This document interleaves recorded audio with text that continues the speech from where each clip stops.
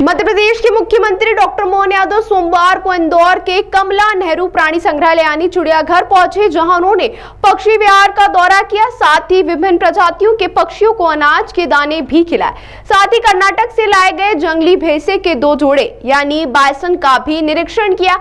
दरअसल मुख्यमंत्री डॉक्टर मोहन यादव रविवार को देर शाम इंदौर पहुंचे थे और इसी इंदौर के शासकीय रेस्ट हाउस रेसिडेंसी कोठी में रात्रि विश्राम करने के बाद इंदौर के चिड़ियाघर पहुंचे, जहां उन्होंने इंदौर महापौर पुष्यमित्र भार्गव, विधायक महेंद्र हाड़िया, गोलू शुक्ला सहित अन्य कई भाजपा नेताओं के साथ चिड़ियाघर परिसर का दौरा किया। इस दौरान उन्होंने पक्षी विहार में जाकर विभिन्न प्रकार की चिड़िया और तोता भी देखे।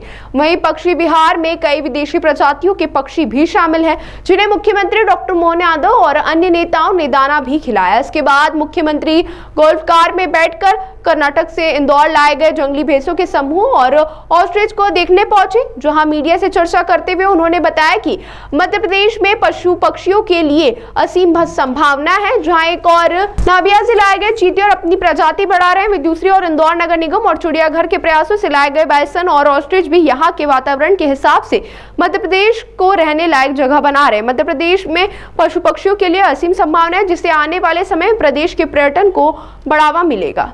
मध्य प्रदेश में वन्य जीव संपदा ये परमात्मा की दया से बहुत समृद्ध है। ऐसे में सभी प्रकार के हमारे वन्य जीवों के बारे में प्रदेश के अंदर फॉरेस्ट के माध्यम से हमने प्रयास किया कि वो सारे जीव और वो प्राणी दिखाई दे, जिसके कारण से हमारी भारतीय ये परंपरा और समृद्ध हो। कई सारी ऐसी प्रजातियां भी हैं जो काल के प्रवाह में पहले यहाँ थी, आज ख़त्म हो गई।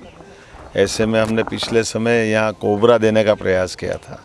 कोबरा हमारे यहाँ 60-70 साल पहले तक मध्य प्रदेश में होता था। उसके बाद में वो छत्तीसगढ़ जब अलग हुआ और फिर छत्तीसगढ़ के उस कुछ हिस्सों में बचा है।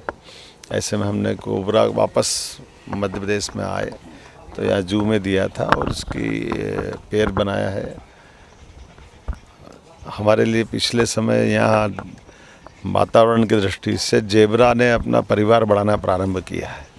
ये साउथ अफ्रीका का जानवर हमारे यहाँ इस आबोहवा को अपना रहा, ये अच्छी और गौरव की बात है। बीते समय यहाँ से लायन का जोड़ा हमने दिया और बदले में बाइसन अर्थात जंगली भैंसा के 2 जोड़े और शुतुरमुर्ग के 2 जोड़े लाए हैं। शुतुरमुर्ग ये पक्षी भले ही है लेकिन उड़ने वाला पक्षी नहीं है, लेकिन ये हमारे लिए अपने इस प्रदेश का गौरव बढ़ाने के लिए ऐसे लगातार प्रयास कर रहे हैं, जिनके माध्यम से हमारे वन्य संपदा से वापस हम अपने उस दौर में आए और लोगों की जानने समझने की, जिनको ज्ञान अर्जन करना, उन नज़दीक से देखने की, परस्पर आत्मीयता को डेवलप करने के लिए प्रयास कर रहे हैं।